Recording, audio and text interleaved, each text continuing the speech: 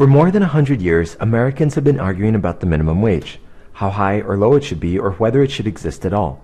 But there hasn't been much focus on what really happens when the minimum wage increases. The federal minimum is currently $7.25 an hour, and Congress is debating whether it should go up to $9 or $10 an hour and be indexed to inflation. As of 2014, 21 states and several cities will have minimum wages above $7.25.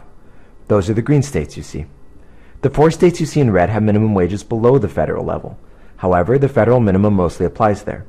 Another 5 states, the orange ones that you see in the south there, have no minimum wage at all, yet there too the federal law applies with only a few exceptions, such as when a small family company makes less than $500,000 a year.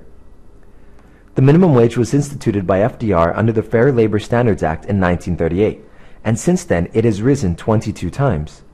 But in terms of real dollars, or what a dollar can buy, it has decreased significantly since the late 1960s. The minimum wage was at its highest in terms of real dollars in 1968 when it was $1.60 an hour, because that would be worth about $10.77 today. While its current level is $7.25 an hour, some economists estimate that it would be triple this much if it was set according to productivity. In his 2013 State of the Union address, Barack Obama proposed raising the federal minimum to $9 an hour. He argued, "Today, a full-time worker making the minimum wage earns $14,500 a year. Even with the tax relief we put in place, a family with 2 kids that earns the minimum wage still lives below the poverty line. That's wrong." Here's how our chief legislators responded to the president's argument. House Republican Speaker John Boehner said that a higher minimum wage would lead to higher unemployment. He stated, "When you raise the price of employment, guess what happens? You get less of it." Democratic Senator Tom Harkin, who in March introduced legislation to increase the minimum wage to $10.10 an hour, argued, quote, "Building the middle class in this country means building opportunity for workers earning at or near the minimum wage." But both the Republicans and Democrats seem to be driven more by rhetoric and ideology than by facts and data. For example, a 2009 meta-study that looked at 64 different minimum wage studies and almost 1,500 estimates of employment elasticity found that there was little to no evidence of a large negative association between a higher minimum and unemployment.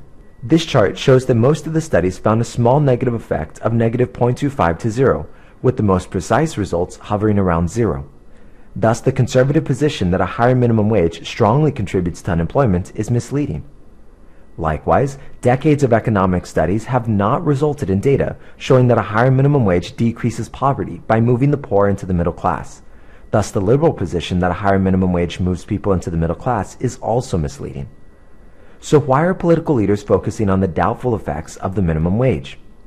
Jonathan Haidt, a psychologist and NYU professor, argues that people's political positions have much to do with their moral ones. He writes, "When a group of people make something sacred, they lose the ability to think clearly about it.